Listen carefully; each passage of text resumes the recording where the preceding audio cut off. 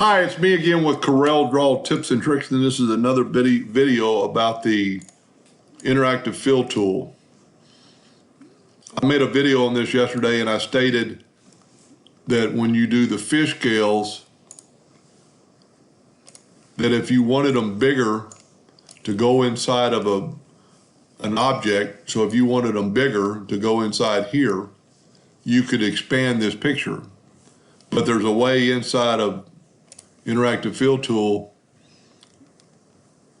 when you have this open, if you'll go right here to edit fill, you can change the frequency. So we can make it a lot more. Well, it's changing that one. Let's change this one. There's our fish scale, and we'll just at least make the number smaller. And now you've got bigger fish scale, so you don't have to do anything.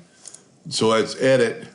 You can change the thickness of the line, make them a lot thicker. You can change the foreground, the background, and do anything you want.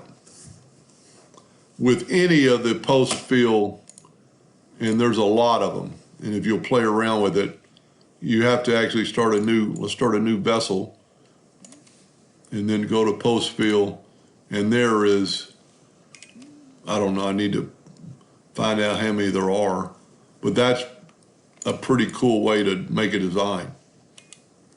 I hope that helped a little bit. Thank you for watching.